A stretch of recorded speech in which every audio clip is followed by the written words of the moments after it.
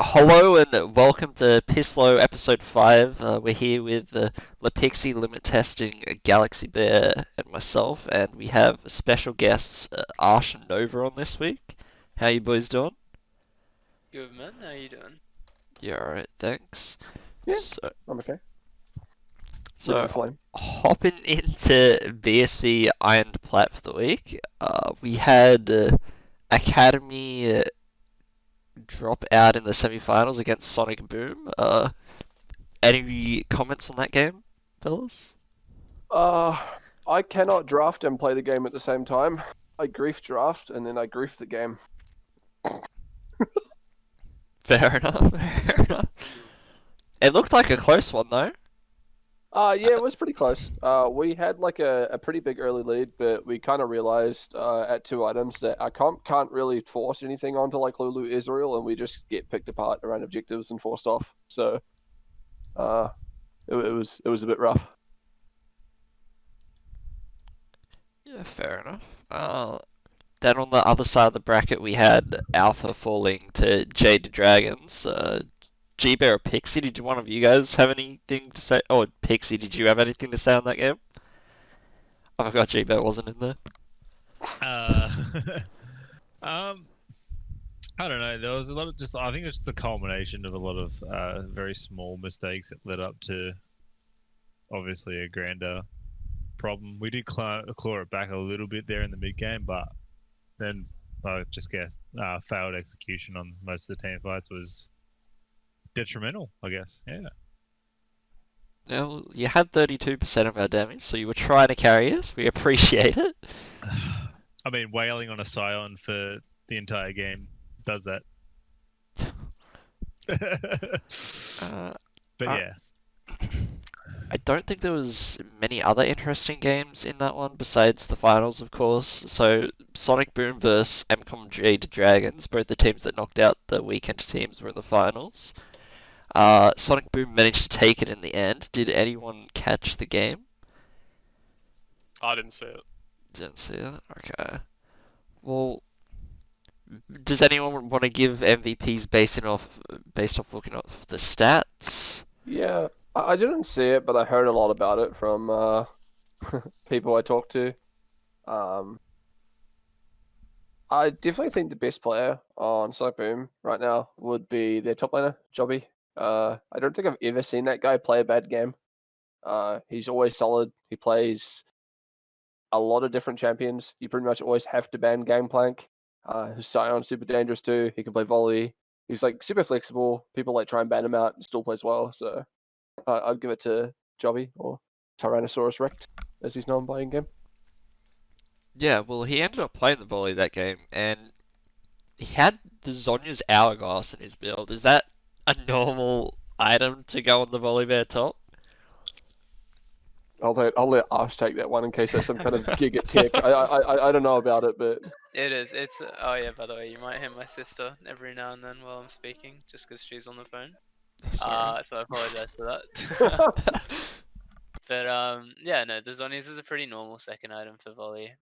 If he starts snowballing, it's a really nice item to kind of guarantee that he does continue snowballing. Gives him that AP scaling on his E.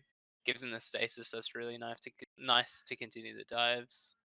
And a good amount of damage. I think it's worth noting as well is that like that snooker actually didn't complete an item. True. So a wee bit of top diff there. You Yeah, it looked like he had a Yeah. rough time, especially in the game. So are we all in consensus of giving Tyrannosaurus Rex MVP for that game? Yeah. Yeah, I absolutely. think everyone's kind of on the same page. Yeah. Alright, well moving on to Iron and Gold. Did we want to start with our first round loss? Any comments on that game, fellas? Yeah. Or do you guys want to tell the story of why we ended up Actually, with like some weird picks and not our main roster playing? so Sorry, I as don't an- think as an- there's anything weird about any of that draft.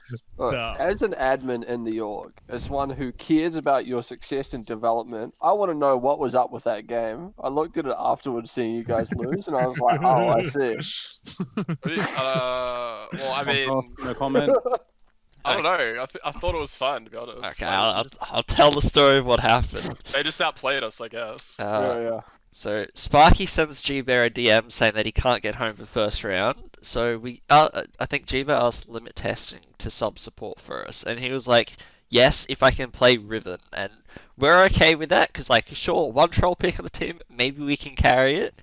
It turns out Sparky got home in time, and Limit Testing really wanted to play. Right, he played his 3 ranked games that day so we could play the tourney. So we're like, yeah, sure, Limit, you can play first round, and Sparky, you can just have my spot on the jungle. I don't mind sitting out. The plan was to pick Morgana jungle because Sparky's a support player, so he can actually play the Morgana. I have no idea how that resorted to fucking Teemo once they picked the Morgana though, and then it was just downhill from there. Yeah, I saw that screenshot and I was like, oh. I But you guess guys I did have. Did you guys have a scrim though? Yeah, We ended up taking a scrim afterward, but that's another story, I think. That's what I could tell. Okay. You could just use that as like the excuse, right? You could just be like, "Oh, we had a scrim." So Yeah. write it down. So, for the record, just because of where I work, I'm not allowed my phone on me at work. The only time I can get it is on my breaks. So I'd like intermittently over 9 hours kind of disappear.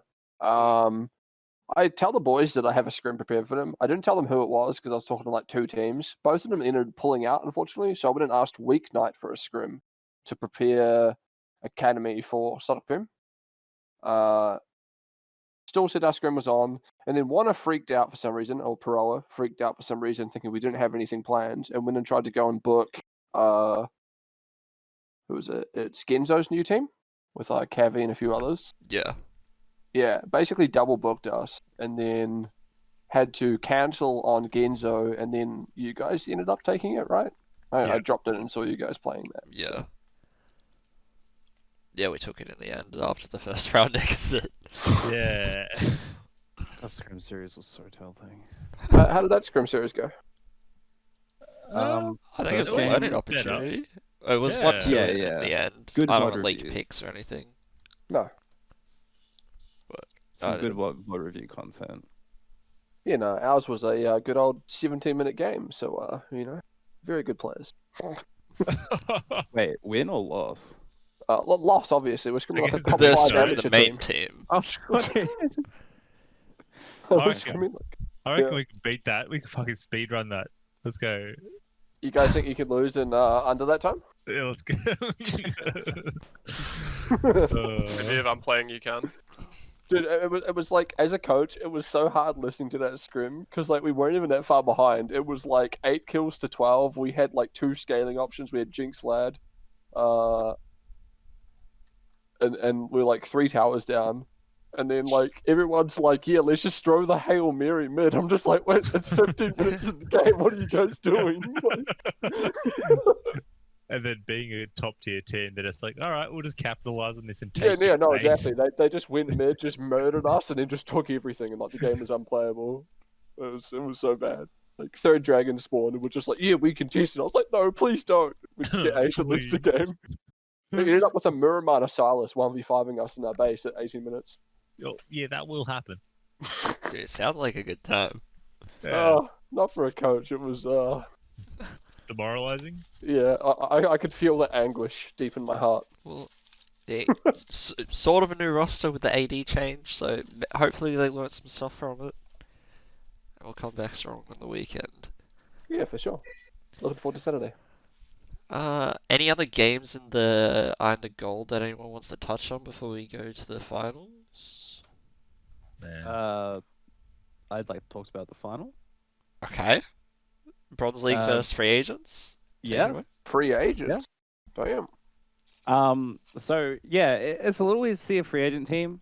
But I mean, they had people on a roster that have like played together before, so not entirely free agents, like Lightless, Ubi, Sai, Shori, like the people that have played together in the past. There's Park and Sons too. I don't know. Don't really recognize that guy as well. He used to be called Asperger's John. Oh yeah, Asperger's Jungle. Yeah, so he played for. Error? Yeah, I think Yeah. error. But yeah, nah, it was a really good game to watch. Like 41 kills, 32. Really nice game. Yeah, I thought Flame Spitter popped off in the mid lane. I haven't seen him play very much, and he's just gotten really good out of nowhere. That's always nice to see. But yeah, Bronzing played well, so they deserved first place win. That was a good match. We'd see free agent team second there. Yeah, Okay. well, I think there's not many consistent rosters in Iron to Gold at the moment, besides maybe the Bronze League. So it's always good to see them win. And the free agent team, the Sion Heimerdinger was kind of popping off though. So What is that draft? Can my MVP vote go to Shori, who did less damage than Thresh, or so yeah, toxic? yeah. Well, looking at the draft, do you think better draft won?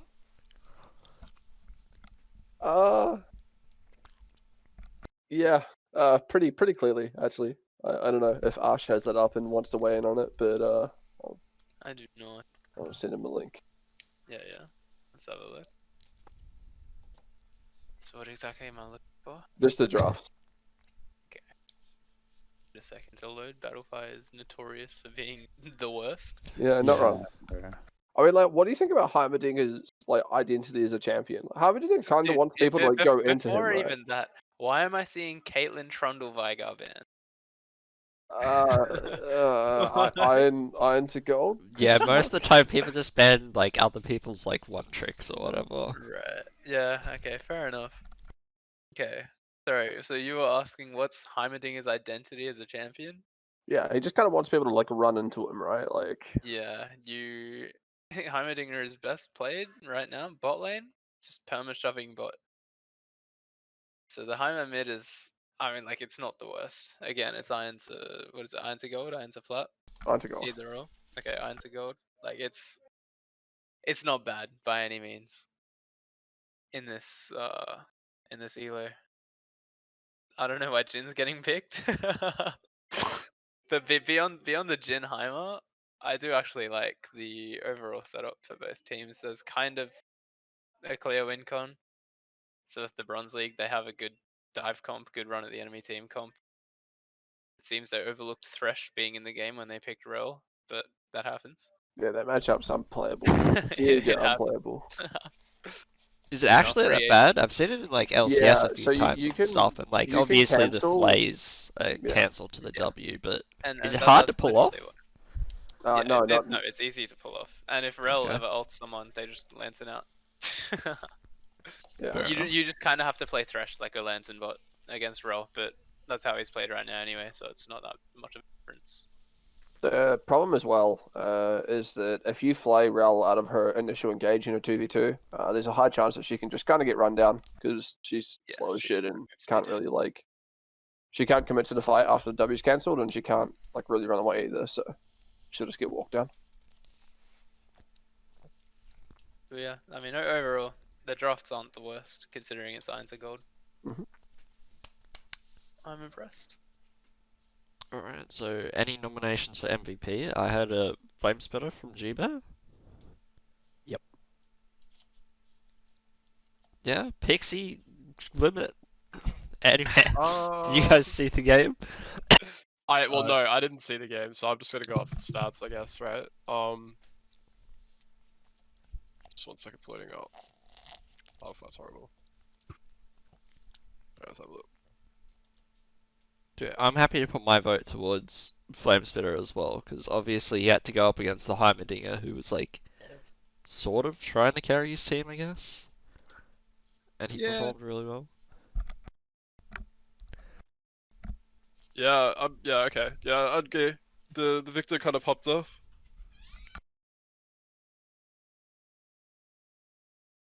Yeah, it looks like the Kai'Sa did really well too. Just looking at the stats, like look at Kai'Sa's kill participation compared to everyone else in the game. Kind of nuts. And Yeah. damage percent. I'd probably give it to Runs. Part of me wants to give it to Creamy, but yeah, Alright. I don't know. It's hard to say without seeing the game. Look, I like the Bronze League. I'm happy to give it to both of them. We'll make an exception for this team. So, Congrats to Sonic Boom and Tyrannosaurus Rex for Iron to Plat, and the Bronze League with Flamespitter and Rants, aka Creamy, for Iron to Gold. Moving on, since we have Nova and Aarsh on this week, could you guys maybe tell us a bit about what you do within Weekend Warriors, or like how you got into coaching, or what made you want to be a coach? I'll let Ash go first. Alright, thank you. So within Weekend Warriors, I'm the coach for the main team. So the main roster you see in all the open, Diamond Plus tournaments. I do their drafts, planning. I do goal setting for both the team and the players. So we have individual goals as well as obviously what we're trying to work on as a team. And a good example of what we're trying to work on as a team right now is, we've been getting good leads early, but we're finding it difficult to kind of push them. And I've just been trying to figure out, what are the symptoms of that? Why is that happening? Why can't we push those leads? I figured it out. We've just been working on that for the last couple of weeks, and it's been much better. I won't lie. What about you, Nova? Yeah, so I've been an admin in WKW since 2019. Basically since they had the Iron to Gold team back when Iron to Gold was what everyone played. In the org, I kind of oversee everything loosely. Is sort of my job. I make sure that all the teams are getting along, everyone's doing what they should do. Kind of just that. As for coaching, why I got into coaching, I don't have the drive to play anymore. I enjoyed playing a 9 to Gold and 9 to Plat, but I didn't really want to devote myself to climbing solo queue. I don't think I was good enough to climb solo queue, if I'm being completely honest. And I have a talent for finding players that want to improve and trying to bring the best out of people. So that's why I got into coaching. Fair enough. So how did you start your journey into coaching? Were you advertising in Discords, or did you go from playing on a specific team to coaching that team? Or... On my end, I began as a player and then as a manager, and I watched all the high elo boys a lot on how they interact with each other about picks, about bans, about what's strong, how they interact with each other about how to improve. And I kind of tried to mimic that, and that's an opportunity came up for me to coach academy. I looked at doing that. I've done some individual sessions with quite a few people now. A lot of it is just mimicry. I owe a lot to Ash and Banished, who have taught me an insane amount on how to deliver quality information. That's why I'm glad Ash is here, because he can elaborate on this a lot more. But yeah, it's something I find interesting, and I find it really gratifying when people reach the goals that they've set for themselves. Nova's really just out here warming everyone's heart, isn't he? I love this guy. the way I got into coaching is actually kind of funny. I was just kind of sitting at home one day, right? So a key person to remember in this story is Banished, who Nova just mentioned.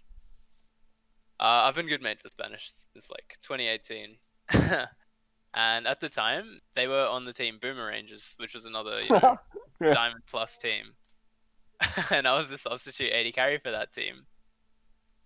A while into that team playing, and us just being all good mates, I heard they were going to merge half the roster with the Weekend Warriors roster, which at the time had Can top lane. I forgot who their mid was, and the jungler was Jungleman29. It was Alex or Pixel. Oh, okay. I think I'm pretty sure it was Alex when you guys joined. Might have been Alex, yeah. Then it switched to Trick.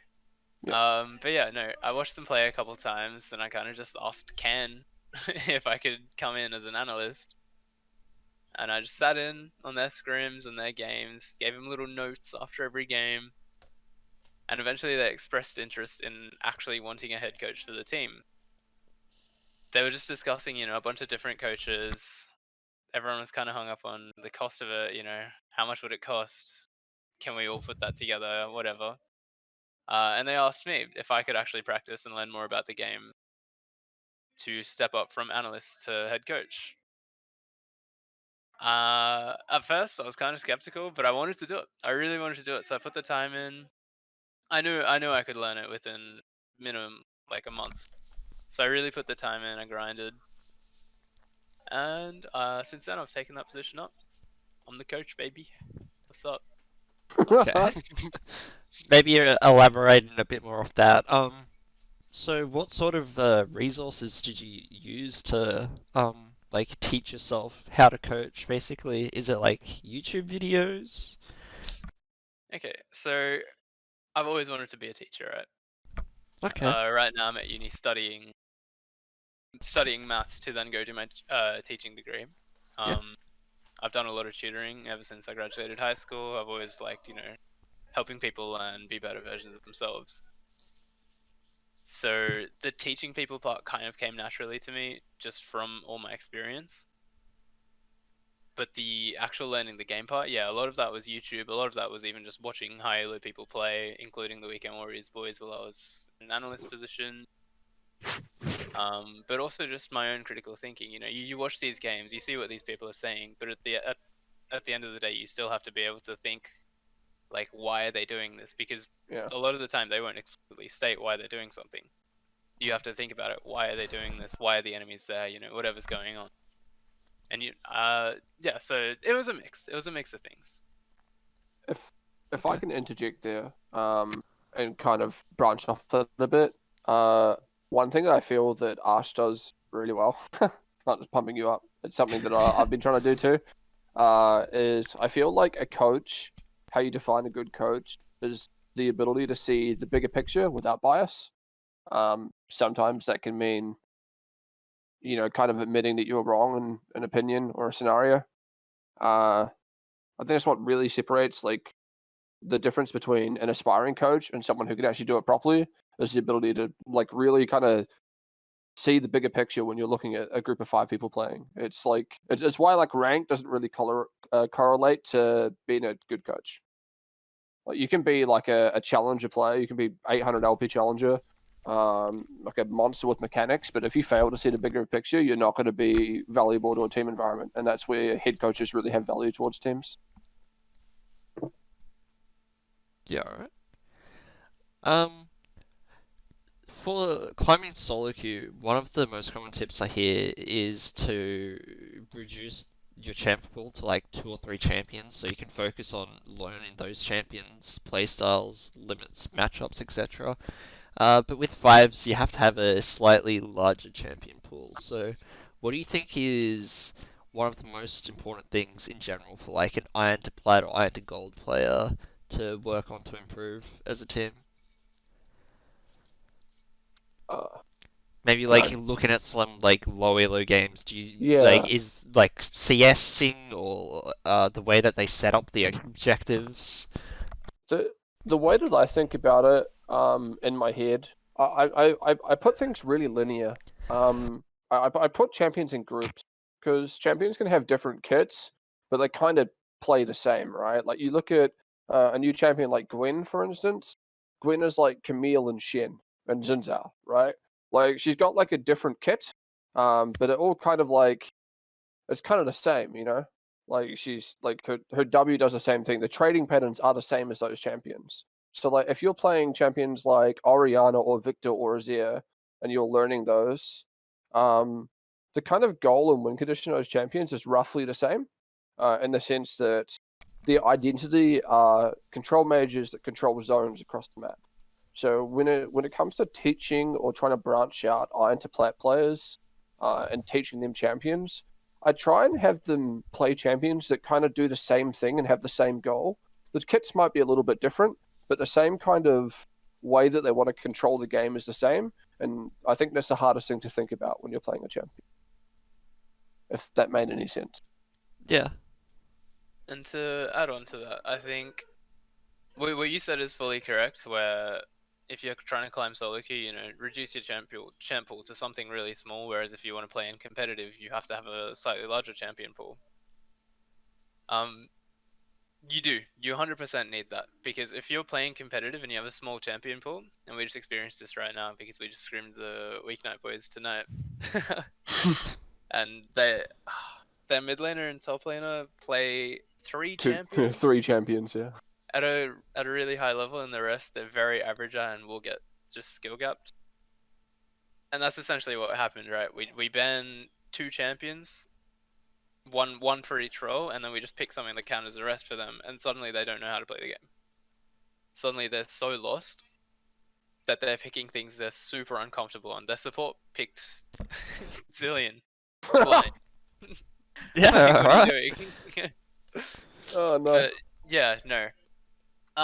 In terms of what I think the most important thing for Iron to Gold or Iron to Plat players to work on to improve as a team, I think it depends.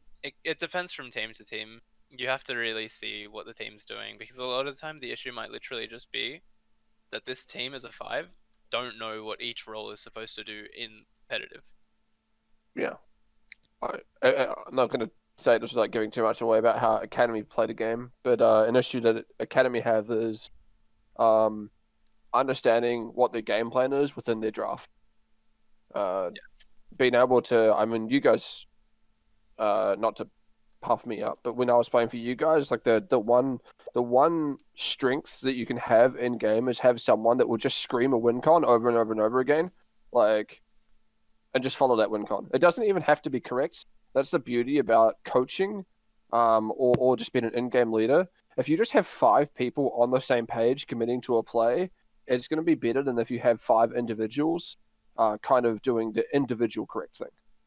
I'm not sure if Ash agrees with that statement, but at least in Iron to Plat, that's like definitely very true. It's always nice to have a good reminder of what the win condition is. And if you have a player, especially an in-game leader, on your team that is constantly reminding you guys what the win condition is, then everyone else can work together to kind of think of, what you then need to do to achieve that win condition. You start with the win condition, then you find the steps to get there. Yeah, right.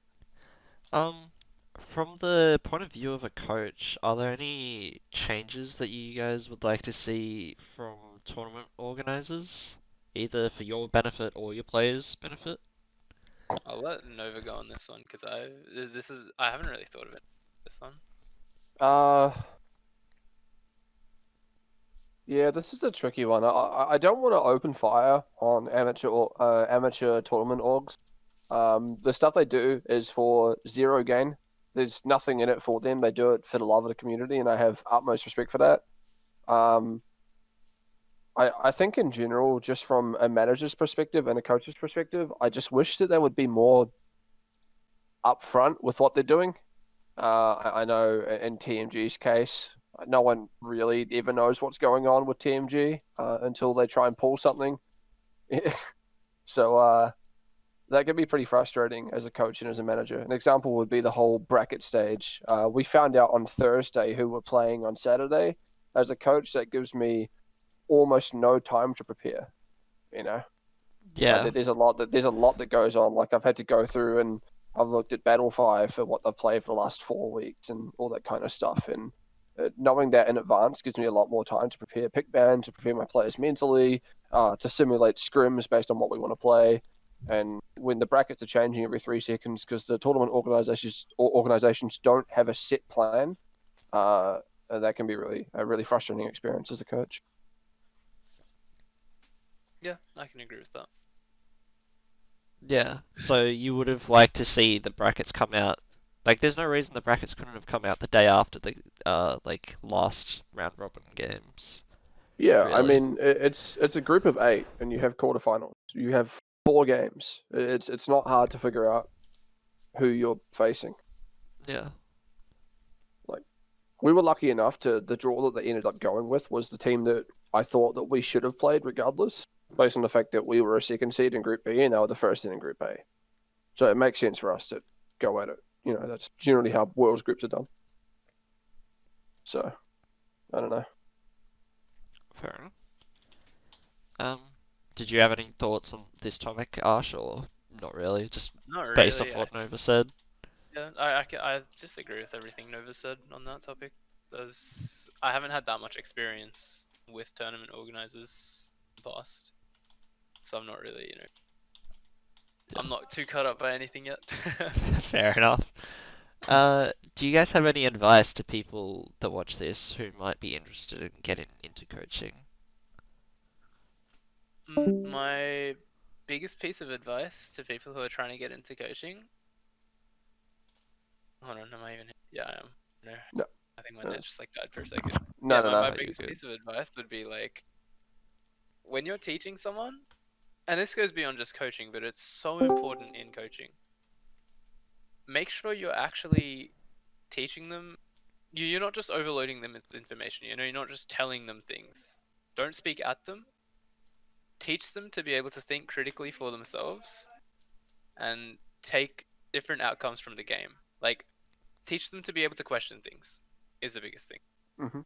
Because if you can't do that, and if your players can't do that, they're not actually learning. They're just getting information. Elaborating on what Ash said, I have a pretty good like kind of thought experiment of the way I think about it, which is I try and teach them why they do something. It's all well and good to like draft for them and say, okay, we're playing these champions, and this is what this comp does. But I want my players to understand why they're doing what they're doing, and that way it can kind of reinforce in their own thinking about how they need to play the game.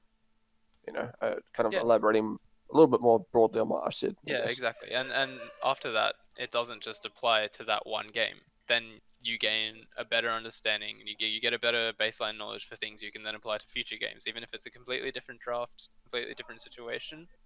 Yeah, you now have like a baseline to think about. I would also say, from my experience, talking to a lot of people that do coach, ego has zero. You just can't have ego when you're a coach. You are going to be wrong a lot. You're going to make a lot of mistakes, particularly in draft. No one ever drafts perfect. Be open to criticism from your players, from your peers, from pretty much every source you can get it from, and adapt and learn from it.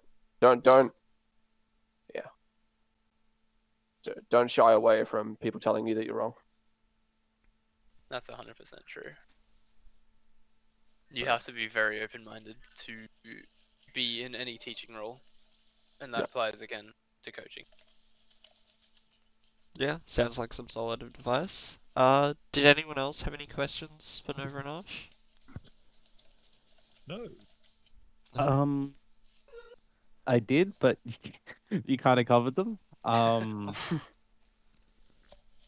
only other question I'd have is, would you ever, either of you, this is like, yeah, for both of you, would either of you ever find a way back to playing? I think I just like coaching too much. It's too close to what I want to do as a career. Teach people. Yeah.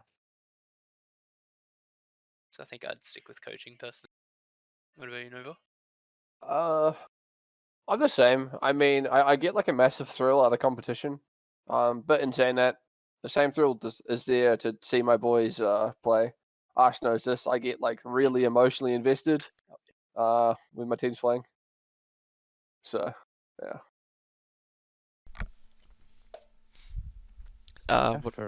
What about you, Limit? No, I did have one question, but you sort of asked it, so. Okay. I'm sorry. No, that's fine. It's like I got the answer anyways, so it was all good. Do you want us to elaborate on anything, or are we just hopping into a little mock draft? Yeah, I guess we'll jump straight in.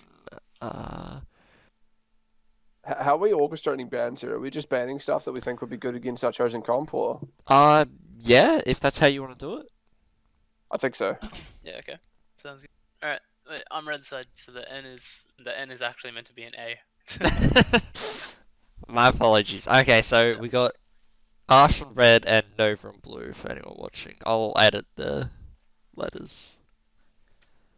Alright, I've already checked. I think I'm on the right side. Okay, cool. Hey, man. Ben away, bravo. Nocturne?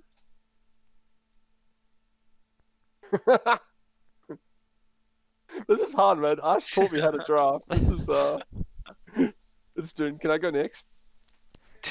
So are you guys banning like counters to Oh, your. Yeah, good yeah, we're comp? just banning stuff that we think would go like really well into our comp. I'm okay. just banning OPs, to be And honest. yeah, Yeah. I'm doing that too. Because as red side, the biggest thing is you're gonna have counter pick, but you also don't have first pick. Yeah. So you want to take away as many possible first picks from your opponent before you actually get in. There's also another option on that, which is if you are on red side, and there's a lot of kind of just S tier picks in general, you can actually not ban them and then trade 1 for 2. So say we go back to the meta of like Udyr, Hecarim, Seraphine. You can trade Udyr and then you get Hecarim, Seraphine or something like that. Okay. And Ash agrees with Well, that. what if they did the Seraphine and then you don't want to have Udyr and Hecarim on the same team, do you? Yeah, okay. I mean, yeah, like you got to adapt to like what the draft is giving you, Yeah. but You get 10 seconds, bro. I'm aware. Oh god, this is so hard. Morgana? Huh? Yeah, dude, P1 You're off Morgana. your head, bro. It's insane. It was a panic pick. I can't do this. Oh, well, I'll just take these two then. Yeah, dope. A Dude. lot of people are sleeping on Ashe at the moment. I personally don't like Kai'Sa as a pick because it's too feast or famine. Whereas Ashe can be very low resource and have really high impact, but she can Well, also have high resources. I don't like you as a pick, so. I don't even know what I'm doing anymore, man. This has just gone downhill. I had a really good idea, and then I realized that I'm blue side. Coach, by the way. That's our coach. Lulu. Oh yes, thank you so much. You're welcome, buddy. You know what you've just granted me? What? Fresh? But this is where I go big brain. You're not prepared for the big brain. This man's about to launch the Lulu mid, isn't he? No, nah, man. Lulu 80 carry. It's the new meta. Okay. Well, if it's okay, that's fine. That's Morg. That is a Morg that is locked into jungling pretty much. So this is a lesson here, my friends who are watching, of don't try and get too clever in draft, which is unfortunately what I've done. And now I'm looking and I'm just kind of like, well, yeah. So are you thinking that you don't want the Lulu bot? Is that like a super bad matchup into their picks? Yeah, it's definitely not great. The problem is that a lot of Lulu's power comes with being able to protect like backline hyper carries. And there's just kind of not really any in the game. Yeah, okay. Yeah. I was looking at like Jinx or Tristflix, but he banned both of them. So the thing Nova's team right now is looking for is a strong AD mid to carry them. Yeah. So we're just gonna get rid of the best one there for his team. You You're can so go ahead and toxic, pick dude. Yone, but Yone's not gonna have much fun into ours. Yeah, I mean you're not wrong. What does your comp really do? Surely it's a Kiana angle. Oh my brother. My brother. Look what you've just granted me. Victor? I'm actually not a fan. Okay, what are you gonna pick? I mean, don't get me wrong. I'm not saying I have great picks into it. Victor is super good right now, and it denies a lot of good mid lane I mages. agree that Victor's super good right now. I don't necessarily know about. Okay, I'm just gonna like draft like how pretty even, Academy would draft. Yeah. Anivia here actually has a ton of value kind of into your comp. Anivia like does like kind of feast on champions that want to go forward. No, Not that that's what your unfortunately, comp's like particularly kind locked of into. stunned. Yeah, I know you're not wrong. You don't need to go forward with your comp. You can just pick. I wish I could sort by like ADs. No, this is where I go big brain. Okay. You're drafting for next Alright, patch already. We're not drafting for next patch already. See, Very if I one of was the a top Chinese team, this would work. Yo, I could do this. Juggermore. Oh god. Alright, hold on. Well really then, what I'm looking at is I don't want your Kog'Maw playing the game. So we just poke him down and then engage on literally anybody. Yeah. And he's not gonna have much fun. Yeah, okay. So blue side's goal is to mainly sit back, buff up Cogmore, and let the other team run at him, while the red side's is to poke. We poke Yeah. and then run him down because we can. This is a clear draft win for red, like 100%. Red has multiple ways to play the game, whereas blue kind of doesn't. Blue's locked into playing one style here, I'd say. Blue have to play the mid lane siege, whereas red can play 1-3-1, red can play 4-1, red can literally just run 5-man mid, control And objectives. It'll be you harder think for them to do about- that, but they Yeah. can. You think about objective setup here too as well. Red doesn't necessarily have to engage on the objective straight away. They can just poke with Jace, and then they can look for the pick with the Ash arrow. They've got Thresh, they've got Jace, they've got Ash. They have like a lot of ways to kind of like pick and control. I know Victor's really strong here. I feel Victor does his best work when people kind of like walk into him, which isn't really what blue kind of do. Sure. That's kind of why I was not really with the Victor pick. Do you think Yone makes sense here if you can go for another top laner? For red, Ash? For red, Yone, not really, because again you can just pick the Anivia, and and then it's just hell. Yeah, for that Yone lane's like all the way through. Giga doomed, yeah. There's not really much else to look for, to be honest, for mid. It's annoying that I can't sort by mid gems, because maybe I could find something. Yeah, Maybe I yeah, could play, that's like, what I was Karma trying to find mid. as well, but You could run like a Karma mid maybe with this comp. If I had a Alistair support, then I could definitely run something like Karma mid, but you have Lulu. So it's kind of hard to play Alistair into that. yeah. But yeah, I don't hate my draft. The problem with it is it's very Certainly not one-dimensional. So Yeah.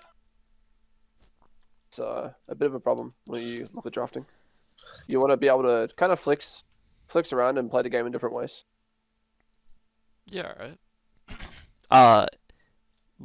Is there like a comp that is red side's comp just like easier all throughout the game, or is there like a spike late game or early game or anything? I'd say definitely a spike late game for blue. I feel like blue is on less of a timer than red is.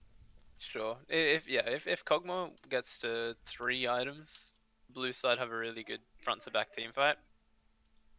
But we don't have to play that style. We can just let them shove mid while Victor just clears waves, or Ash just clears waves, and we just play off one of our side laners. I definitely think I got outdrafted here by the big brain himself, but I don't hate the blue draft. I think it is playable, even more so next patch. I feel like red would have trouble sieging against blue, but it does win side lane like super hard. Can Jace actually side lane reliably against Sion like late? Yeah. Jace, once he gets Eclipse, Ceruders and Cleaver, he just shreds Sion. Yeah, true. I think Sion's like super good right now. Sounds good. I like the champ. Another champion I could have gone for instead of Jace would actually be Gangplank. Yeah, GP is super sick. And he kind of achieves the same thing, but instead of having poke, he makes team fights a bit easier for us. Do you think you win team fights if you go GP? Or just a straight 5v5? Maybe looking at like 2 items plus. 2 items, yes. Once he gets to 4, it's harder for us to play the team fights. Yeah. But from 2 to 4, yeah, I think my team would. It's like killing that cog through Lulu, ult, Black Shield, etc. is actually like very difficult. Yeah. Because we also have to shred your frontline first. Yeah. Another question would be, how easy do you think people can pull off your comps? Like, are these comps more aimed to the higher elo teams? Because once I see a Jace, I'm imagining like a bronze player trying to play that isn't gonna work well. Yeah, I definitely think the blue side comp is easier to execute, and if you're playing it in like iron to plat, then that'll be the comp that you'll see win. And then but as you get higher, the skill ceiling increases on the red side comp. The macro play as well, for sure. Like, I think that red comp loses a lot on iron to plat. It requires a lot of coordination. The problem with Jace is that you have to be really good at controlling your lane state to generate leads early. If you're not good at that, then you're just 300 gold that can not do much. That walks around the map, so you know. But yeah, blue's definitely easy to play and like iron to play it. I'd say like probably at the level that Arsh's team plays at, then red side draft is like super good. It's probably something that you would see Arsh like draft forward WKW. I'm pretty sure you've drafted something like this before earlier on in some talk. Yeah. From memory, I know you've played a Jace comp before. It was Jace Vega. And Yeah, Jace like, Vega. Yeah. Sort of Ash. Yeah, Yeah. okay. Try switch side. Yep. Yeah, I will send you guys the links there in the general chat. Someone click blue. One thing that we could talk about while we do this one is what do you think about counterpick and using R5 during draft? Do you think it's weighted towards more one lane, or does it depend on the strength of your players? It definitely, I think it can depend pretty highly on the strength of your players. Because more often than not, it goes to either mid or top. Yeah. There's R5 no real support reason. is a thing though. R5 support is a thing, but most of the time you don't need it because there are so many supports that are good at the moment already. And I'm already banning. Jesus Christ. My bad. Start with one of these. I'll put you under the gun, dude. But yeah, no, a lot of I prefer the R5 top because most of the time you can get a strong mid jungle 2v2 anyway. You'll either have the stronger mid or the stronger jungler, unless you somehow manage to horrendously grief draft, in which case, what are you doing? Me? You know? No. Oh, Just well, like, why would you grief you're draft? banned, Like, by the way. oh Jesus. Kind of missed my time. Hey, let's just say. Yeah, dude, I choked so hard on blue. I was like, Let's just say one of these. This champ's good right now. yeah. I mean, Vlad's a good man. I think people are sleeping on how good this champion is. Yeah, agreed. So I don't want to give you.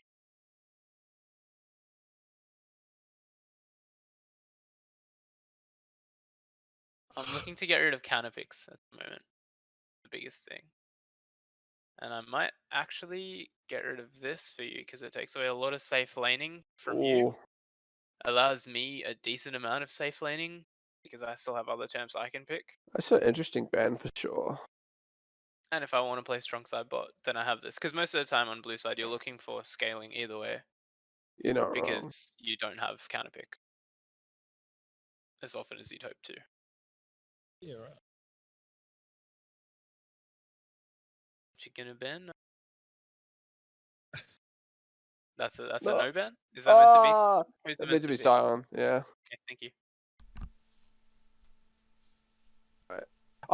I'm actually not sold on Seraphine being as good as it You're was. missing it, my friend. I'm missing what?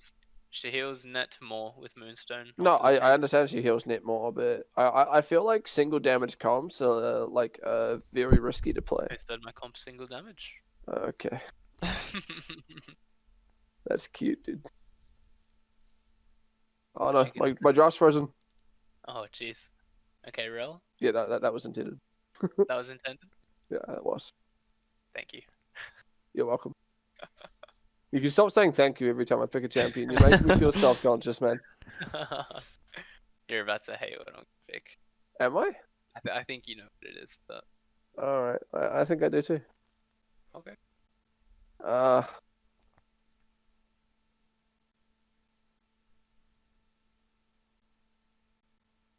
And your Rel is now useless. I don't know about that one.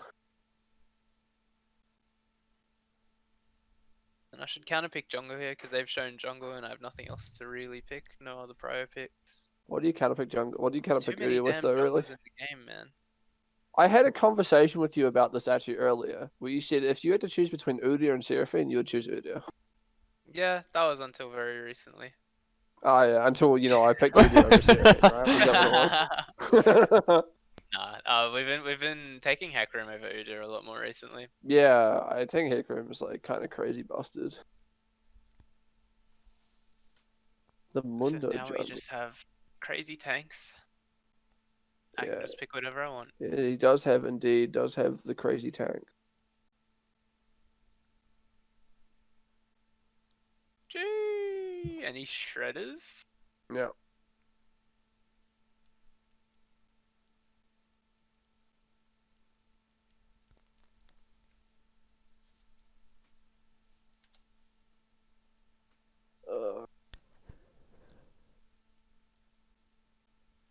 So is the Varus build at the moment on hit, or is it like the pokey sort of build, or can he do both? It kind of depends. For this game, I feel that on hit might be a bit better. Not sure if Arsha will disagree with this. I don't really think that you can kind of play the pokey you need build on into hit double to be- tank Seraphine. It's just not going to happen. Yeah. You need to be on hit this game, otherwise you're not going to do any damage to the tanks. What if So you now, want the like, AP really, build? really what I want for his team is to have very little self-peel. Yeah. Because I realistically can just run at him, and if I get to run at him, the virus has a very poor time. Not wrong. So Okay. I'm gonna also ban Syndra. And that was Ooh. the theory behind the Azir ban. Yeah, no, the Azir ban was good So- here because the Azir also can DPS tank.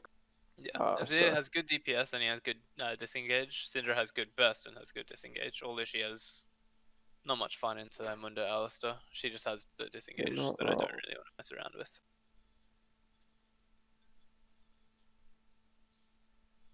What were you gonna say before, Jiba? Oh, I was saying, what about the AP build for the Varus? It's still got It's tank okay, spread as well as but the poke burst. Yeah, Uh, kind of overshadowed by The, like mirror meta AP one. yeah, same Well- thing. Also, because you are playing into double tanker as well, if you build another AP threat like Victor or Azir that is like kind of just pure AP damage, you are giving the tanks, like, even though AP itemization isn't the best, a pretty like easy path to build into mid game. Well, the Civ pick's really good here, I feel. Yeah, I like the Civ more personally. Yeah. The Zen is still good. I keep overlooking Siva a lot. I know she's got the Dark Harvest lethality build, but she can also still go crit and do like insane amounts of DPS. Civ has options here. And you have GP top lane. You don't really have much to counter pick it because it's gangplank. Alright, man. Sure. You surrender your top side, I guess. Yeah, and? And what? Oh god. So I have locked the Seraphine into support, Yeah. but it works with this comp. Oh, you mean 80k? Sorry, right? not sorry, into yeah. Into Wait. mid. What am I? Mid. Is it mid? Yeah, into mid, yeah. Sorry, Okay. dude, I'm having like a Yeah, okay, so it looks like Yeah, red I'm one having draft a because the break. coach has no It is fucking idea what he's Seraphine doing. mid. It's Siva Alistair bot lane. I don't know what I'm looking at to get this wrong. Yeah. So what is Uh, each comp trying to do this game? Alright, well, my comp, we're just trying to hit We our run. item spikes. We're trying to get an early lead through the jungle. Mundo will just... He won't outclear Udyr, but he can match him in a fight early on. And he outscales him just through health sustain, really. But overall, my team scales to 3 items, and we just run at the enemy. A lot of big scaling on Arsh's team.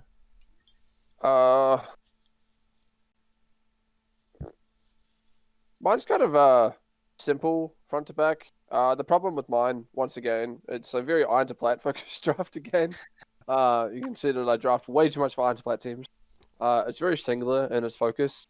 It can't really side lane. I mean, Victor can side lane versus Seraphine for sure. Not to say it can Victor ever will side beat lane. GP in the side. And to beat GP as well, yeah. But I don't know. So you say that the Alistair into Rail is straight winning for Alistair at like all points in the game? Rel Hmm. can never engage. Maybe. Well, I mean, you guys go forward. Can Rail not just like sit on our backline and use Rail to peel? Sure, and then you have Gangplank Seraphine instead of free hitting. Yeah, true. I feel like Gameplank going forward isn't the greatest though. Gameplank thrives like, He's got barrels in his ult. yeah, no, I mean, yeah, but like going like using barrels going forward is like hard. I've seen Shard Blake play It's GP. not that difficult if the enemies are all fixated on trying to kill Mundo Alistair, which may take them some time. True. But I feel like it's like a very debatable way of playing though. Either Alistair's like going forward, or he's sitting there waiting for Rel to engage using W. You can't do both, right? It's okay. So the waiting for Rel to engage is just for the lane counter. Yeah. But yeah, no, late game Alistair just goes in, and Mundo follows up with P-Silver. True. I really underrate Silver. I need to not underrate Silver. A lot of people are underrating her right now. Yeah. Know how Kai'Sa made it all the way through both of these comps again. I don't rate Kai'Sa very highly at the moment. I pick it a lot because it's Peroa's best champion, but yeah. It's unnecessary and it's very easy to counter with. Straightforward. I front to agree. back. So pretty clear what Kai'Sa kind of wants to do as well. So, what do you think would have been better for my comp here, Ash?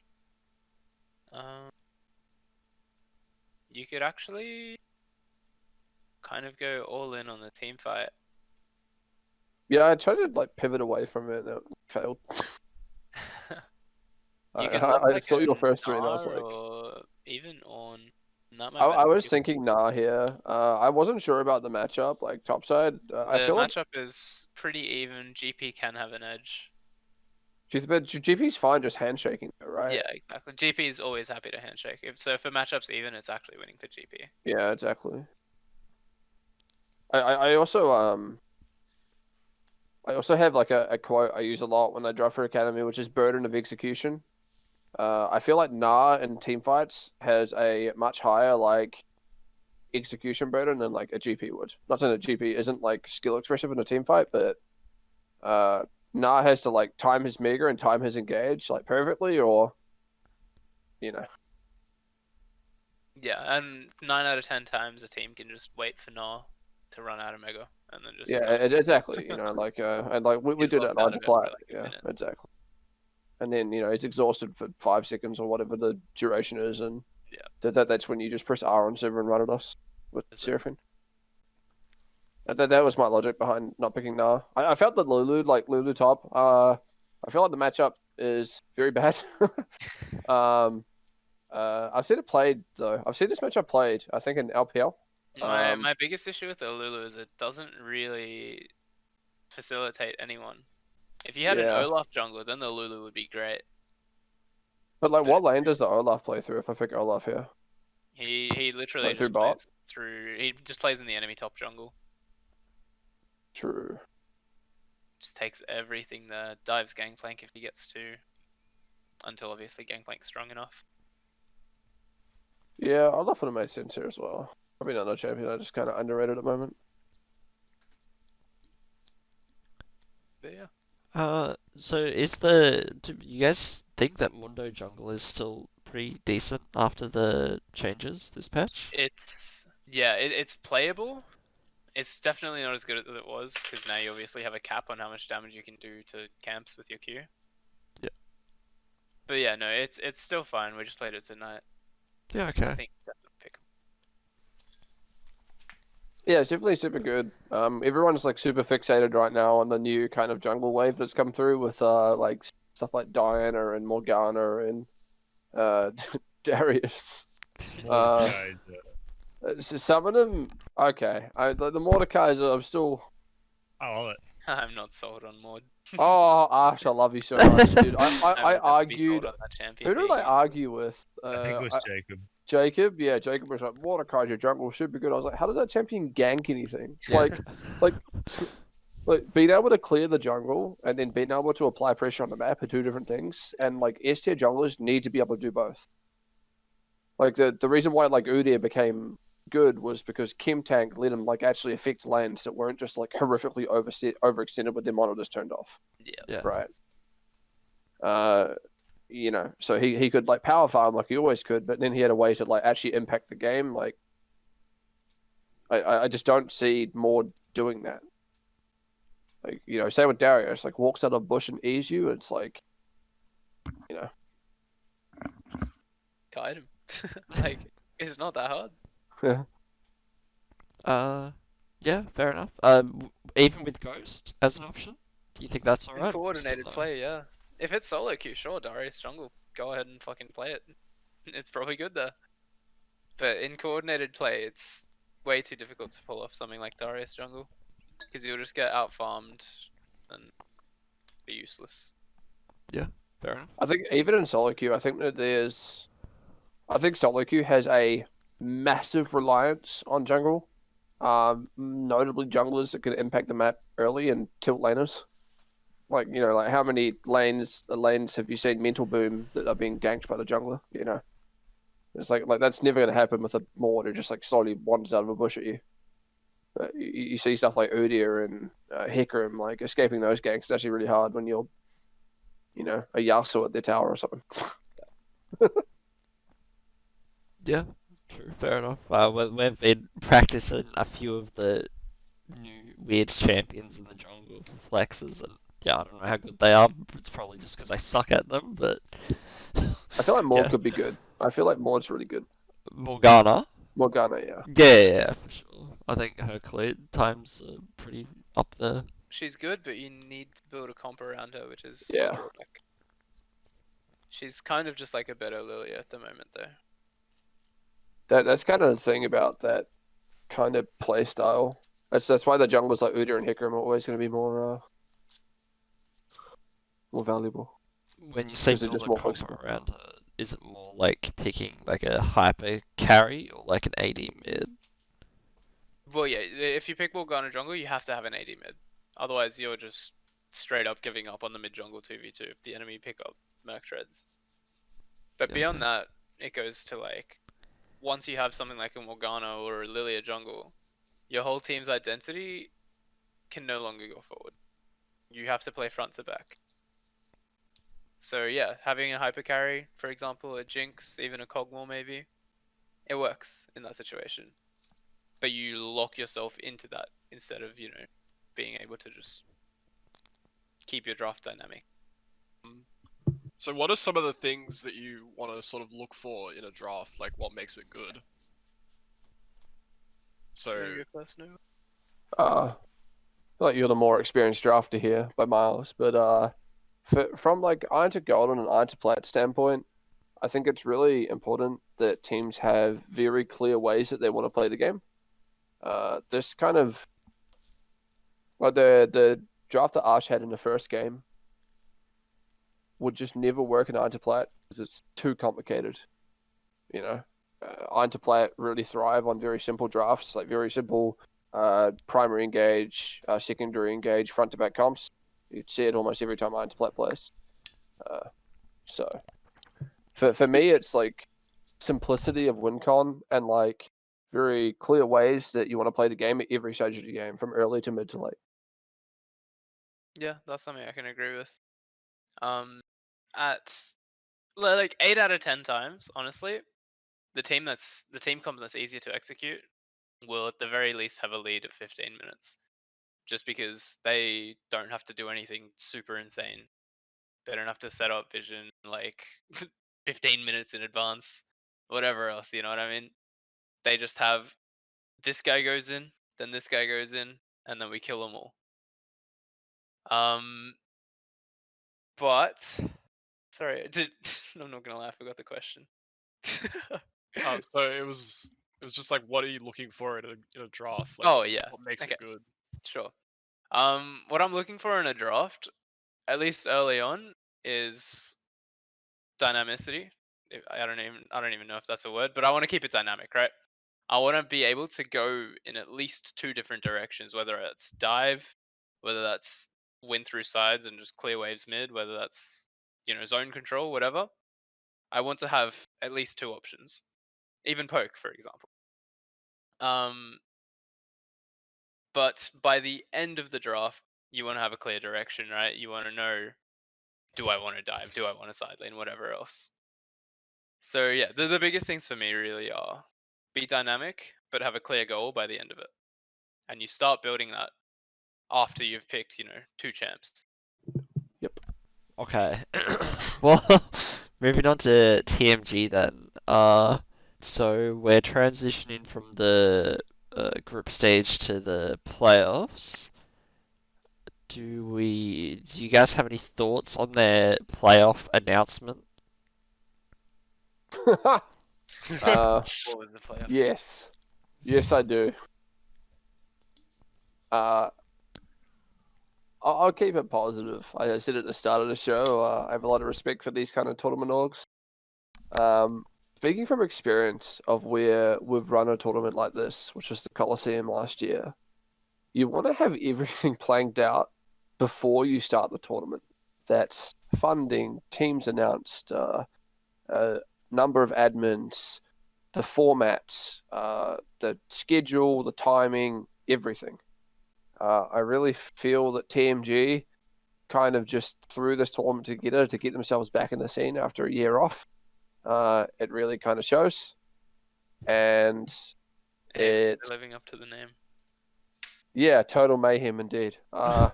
No one really knows like what the fuck's going on week to week, and yeah, that's like a pretty colossal failure there, personally. That's positive. Okay. Yeah, Alright, well, for those that don't know, the way that they initially announced the playoff stage is they did a graphic with two new groups, and the new groups consisted of the people that had made it out of each group before. So people could assume that like there's a second round robin between these randomized groups. yeah, Yeah. randomized. air quotes. Did you want to touch on it, Chris? Yeah, so it almost seemed like, and it was also every team had to play best of fives as well, right? So Yes. so you're in a groups thing with three other teams that they said they randomly did it, but I mean one group was clearly stacked and the other Did one you see our group at 9 to All- flat? What the fuck? yeah, you had like TNS, you had Sonic Boom, and you had Mage players with Weekend Warriors Academy all in the same It's like the group. 4 best 9 to flat teams in the same group. Like, All the what teams that could feasibly actually win the whole thing, and they're all in the same group, which I thought was a little bit weird. So there was no way that was actually random. I feel like someone might have stuffed up there. But yeah, I think it's kind of dumb to have a group stage and then go into another group's stage where every game, or not every game, every series is a best of 5. Like there's a potential to play like 25 games if every series goes to 5 games. Like it's kind of crazy. So yeah, I think it's good that they listened to the community and decided to not go ahead with that format. Yeah, It's just weird I think because it's a good idea.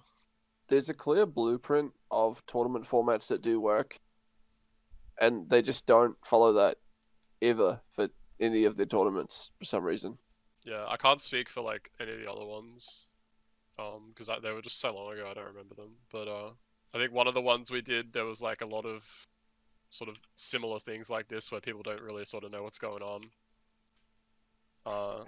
And then you ask the people who are supposed to know, and they also don't really know, but at the same time they seem offended that you ask them. So yeah, it was a little bit interesting to sort of play in. Can't speak for that being the same with this because I'm mostly not playing in it. I'm just sort of seeing I it feel from the like- outside. I feel like ECB and BSV, when they kind of ran at the same time last year, were both fine. Like, as a manager and a coach, I knew what to expect from both of those tournaments, Yeah. like week in and week out. But with Speaking- TMG, I just have no idea if they're just gonna like randomly make our game, like make us play the whole playoff bracket like this Saturday or something. Yeah. Like, I might like turn on my phone on my break at work, and it's like, yeah, you guys are versus Sonic Boom, and then if you lose, there's now a losers bracket, something like that. Like, Yeah. Yeah. Like, speaking from someone who's had a lot of experience with like tournaments and tournament organizations, like first time I went like played it was like what Oceanic Open League back in Oh, like yeah. 2017. Got smashed 'cause, they're all diamond. And I was terrible at the game, but like it was a really good reflection of how like tournaments were supposed to be run. And then in like late 2018, early 2019, like TMG and BSV started running these Nine to Gold events and Nine to Plat stuff. And there was pretty distinct differences and pretty clear issues. And like myself and a few other people were like not super happy with how things were being run. and tried to do something better. Ran another organization, ran a few events for about 8 months, and they're pretty successful. Tried to keep the standard pretty high, and unfortunately, people's IRL stuff got in the way, so like we couldn't run them anymore. But like we ran a circuit while we were there. It's not that hard to sit down with a team of like-minded people, which would hopefully be your admin team, and just plan out the events before you make an announcement. To sit down and just like theorize how it's going to run, what potential questions people might have, and already have answers prepared. Like, it's not difficult to just be organized with it. So it's really disappointing to see how they did it, and it honestly shows lack of preparation. And yeah, I don't know. I'd hate to have to play in it. I said this before, like publicly, when they had the whole Mage Players United drama. I feel like that organization in general just suffers from. You need a contrarian in the group. The amount of times, I mean, Aarsh is an admin in WKW now, he could probably read our chat. The amount of times that me and Can and Jungle Man all disagree on each other's points are countless. We don't all sit there and agree with what we say. And me and Ash don't either a lot. And that brings out the best in like how we run things. And I feel like the way that community tournament orgs are run, people just kind of invite their friends to be admins. And like your friends are never really going to tell you when you're doing a bad job in that kind of scenario, Yeah. So when you hear it from other people, they just think that they're doing it because they feel good about bashing TMG. I don't want to expend energy on bashing TMG. I just want to invest my time in my teams and have them play tournaments and do well and improve. That's my goal. I have to sit there and argue with admins over like people being DQ'd or tournament format or stressing out about who we're playing, and because I have 5 people messaging me about that on my team. That's no fun for me. So I'm not sure if Ash agrees there, but Can't disagree. I haven't really heard anything I disagree with. yeah, it's just like hard. Like if you like kind of have a group of people around you that like won't like challenge you on things, you're not going to improve, and Yeah, that's very true. a lot of complacency. You want to keep each other honest. That's the biggest thing. Like the first drama that TMG had with the tournament, like all the admins were like, "Well, we all think this is fine," and it's like, "Oh, you got like 40 people telling you it's not." So yeah. Yeah, I think listening to the community is a pretty important part of being an admin as well, because like that's who you're like aiming your tournaments at, right? So you want like the community to be like having a good time and like agreeing with what you're doing. So I think listening to feedback from the community is pretty important. Even beyond like video games as well, or like administration, like just in general, like being able to accept feedback in the right spirit, I think is like just an important life skill. Yeah. Like you're gonna get that kind of stuff all the time. Like however you deal with it is like kind of determines who you are as a person, Yeah, and Like, an extra step onto that is don't be afraid to ask for help if you need it. Exactly. Yeah, exactly. It was me and Ash's like first point on like what it is to be a coach. It's like the most important thing for me is the ability to draw criticism on for every source. I look at Twitch chat when I draft for Academy, and I have people flame my drafts all the time, and I think, are they right about this? Could they be right about this? Give it some thought. No reason not to.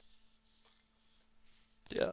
Well, we got the playoff brackets eventually. So for Iron to Plat, are you guys comfortable giving predictions? So we got TNS and Mage Players United first in best of 3. Who's winning Pixie? What's the score? I'm gonna throw a little bit of a spanner in the works, straight up. Say that Mage Player is gonna get up 2-0. Okay. Limit? I love Mage Players. I think they're doing a great job, but I think TNS are a bit too strong, and I think TNS 2-1. Yeah, I agree. TNS are a bit too strong. I'm sorry, Mage players, but I'm gonna say TNS 2-0. I'm also going to go TNS 2-0. I think that they're just stronger in every lane, to be honest. Chiba?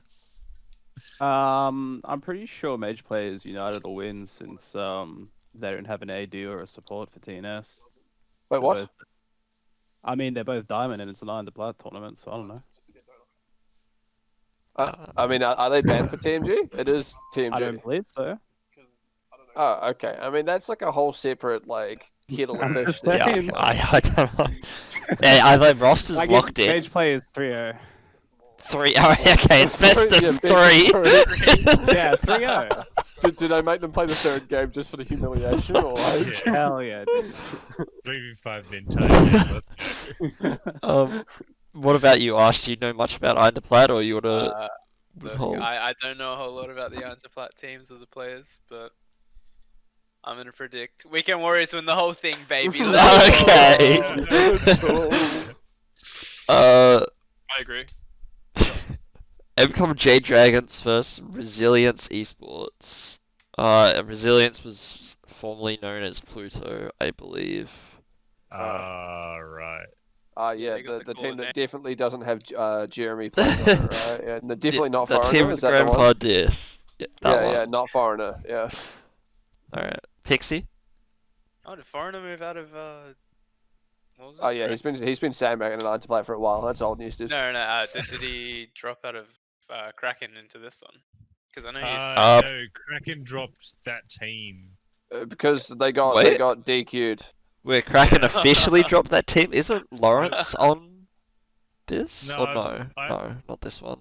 Maybe, Ronald's on maybe I this. shouldn't have that, but like, I have been talking to some people and they said they didn't really want to be affiliated with them for some certain reasons. Okay. Okay, Very come on. Surely you have to drop the gossip. Don't I'm- give your source away. Is that all you feel comfortable? That's all I'm gonna say on that matter. Wow. But I will say that maybe Jade Dragon's gonna get up. As much as I hate their top laner, I'm gonna say that Jade Dragon's get I up. think everyone hates their top laner, dude. Holy shit. Mate, we're all aware of the drama that he causes, but look, Jade So Dragon's 2-1. 2-1. Okay. Limit. You know what? I think that Pixie's probably right. Jade Dragon's gonna be 2-1. I don't want it to be. I don't want them to lose though. I kind of like that team, but yeah, I don't think they're strong enough. So yeah, MCOM 2-1. I You think. don't think they're strong enough? They were first seed out of their group. Even couple second seed. Yeah, I'd be Yeah, going with but I saw Resilience 2-1. Wait, Wait, who are Resilience? Resilience Pluto. That's Oh, Foreigner's team. right. Oh, right. Yeah. Okay. Wait, what are you talking about? Nah, dude, I got fucking confused with someone else. Yeah, no. Okay. Okay. Right. So no, Pluto 2-1. Okay. Yeah, no. So Sorry, we I thought got there was somebody else. we got a 2-0, 2-2-1s. Yes. Nova. I think. I actually believe in Cavi. I've been Cavi's not talking on to this Cavi- team. Cavi's No, on no, Mage he coaches players. it. He coaches it. Oh, okay. Yeah, he's a coach for Income. I've talked a lot to this guy recently. We've, kind of become friends. He's really intelligent about the game, really passionate about his players getting better and coaching. Incom's looked a lot better in Iron to Plat recently. Like they've had deeper runs of tournaments. So I think Incom 2-1. Shiba. I'm gonna say. I don't know. I feel like Resilience maybe have a few better players, but then I see Ronald, and I'm like, I don't know. Maybe Oh my maybe I want to God. give it to MCOF, but I'll give him benefit of the doubt Resilience 2-1. Dude, seeing Ronald on a Kraken team just feels weird to me. I thought he was like a big boy in Ardor or something. But yeah, I don't know. Maybe they went boom. Alright, well, Pepe Mon versus Wildcard Aces. Are you muted, Pixie? I actually don't know any of these teams. Okay. Well, the teams like these two, I don't know anyone who plays for any of the teams. So, I2G peasant. Stay in So- the box. shut up. Well, you got. Do you know Rain or Connor? You know. Oh yeah, yeah, Okay, Yeah, okay, that's so Pepe you Mon. got them on Pepe Mon. yeah. And then Wildcard Aces, I think we put them pretty low on our tier Right, listing. The only guy I really know, or the only guy I've ever seen outside of this TMG thing is the Suicune dude. So I don't know. If you don't have thoughts on this one, then Yeah, I can't call this one. okay. Limit.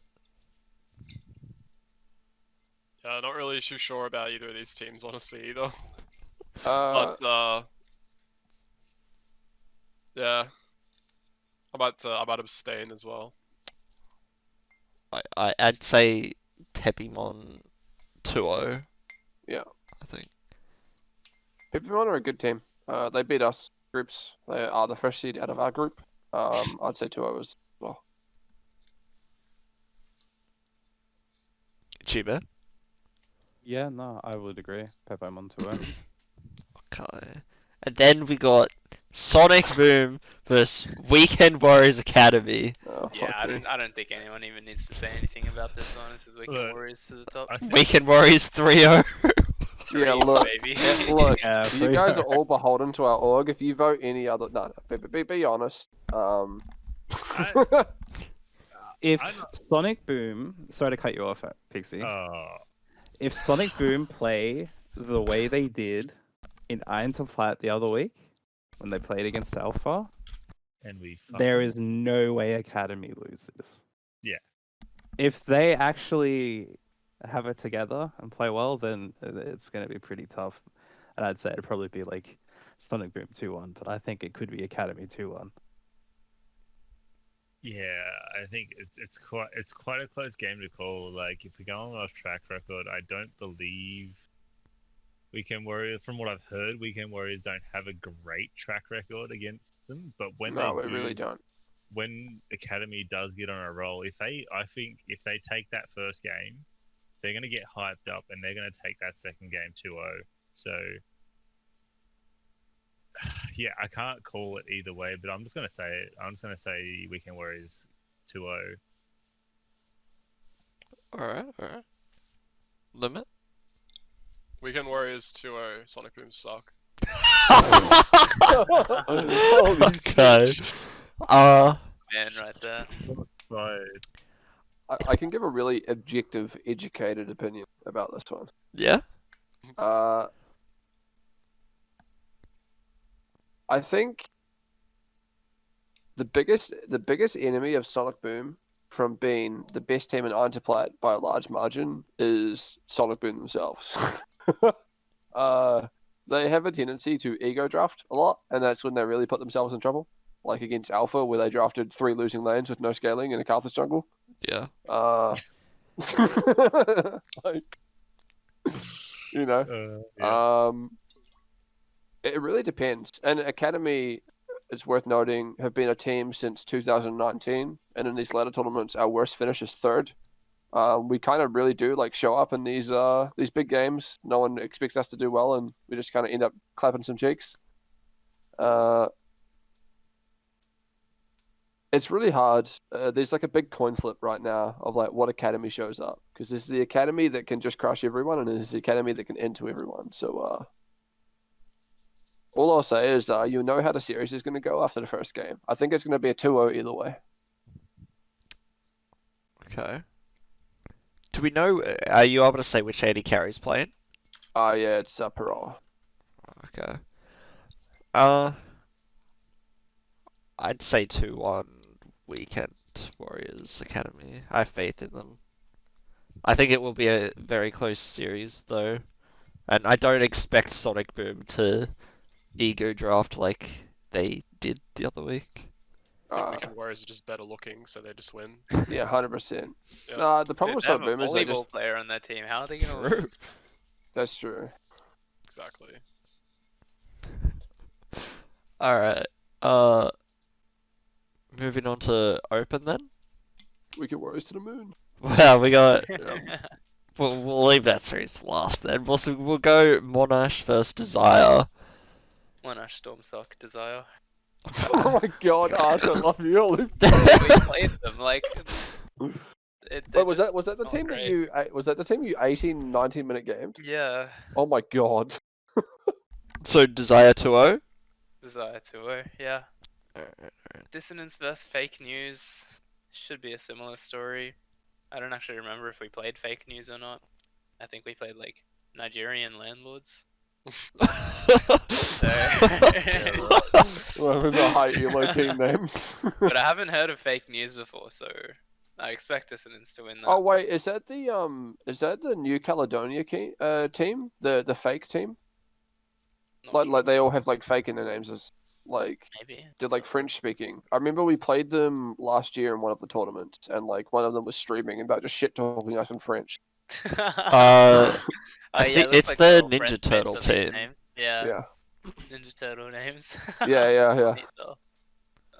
Jesus Christ, Ash. Dude, I've never heard of them before. What am I gonna say? Yeah, I think they're gonna win. No, they're gonna win. It's an immigrant diff, dude. True. So you Migrate. say Dissonance for that one? Yeah. I don't really know whether it'll be 2-0 or 2-1, but Dissonance should win that. Yeah, Distance are like a top 8 Samsung team. Era vs Ziz. Oh yeah. Well, Ziz have scaled into Samsung now, so they're pretty favored to reach finals. Although, we're the obstacle. Because we're gonna beat Exile, baby. Let's go. We should 2-0 Exile, Ziz should 2-0 Era Black. Unfortunately, we have the real finals match in the semi-final. But it happens. Yeah. So you expect to take out the 3-0 in the semis and 3-0 in the finals, yeah? Surely. I reckon. Do you not see Paulie Boy as a big threat, dude? That man's peaking in solo queue. That's prime D1 Paulie and Dude, not okay. D4 If you, Paulie. if you ever, oh, okay. How long do we have until this series? Until Oh yeah, no. Sunday I night? mean, Or look, will he we might back be D4? D4 by the time we check Yeah. tomorrow. Like this is So, true. did you guys ever see? I just dropped a coin. Did you guys ever see that plan this one dude made for a roller coaster that was meant to, euthanize people? The fuck? Yeah, No. yeah. I'm Yeah, not yeah, I sure actually about- heard of this, yeah. So it essentially takes you up and down enough and high enough, to kill you, but you're happy the whole time, right? Just by pure repetition and pure height. And that's essentially Paulie's solo queue tier graph. So I think we'll Fucking be hell. okay. Oh, that's good. Can this be a separate timestamp on your VOD just so we can send it to Exile? You know? Yeah, sure. What am I calling it, bro? Just Paulie Excellent, boy. Yeah. Okay. Alright. Poor Paulie. I just had a little side note in regards to the Desire Monash Storm match. I think Monash Storm win. Their support is a really good player. Who's their support? I just think he's a good player. Okay. What? Sweet. Oh. Fish bun. Is that who you're talking about? Yeah, the man's insane. Okay. It's fun. He's got a really good thresh. Yeah, right. Yeah. Not good enough to not get 80-minute games by main team, I guess. But yeah. Do you know much about Fish bun, Nova? No, Behind I the just flag. know that that Okay. team just got like absolutely smoked by main team. I watched it and I thought they were screaming you guys. Like I don't know. Hey. Fair enough, we- fair enough. we get there. It Alright. made me uncomfortable.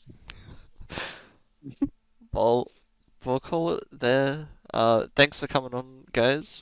We Thanks for really having me. appreciate it. Thanks for watching, guys. Do be sure to hit the like button, etc., etc., and we'll catch you guys next week.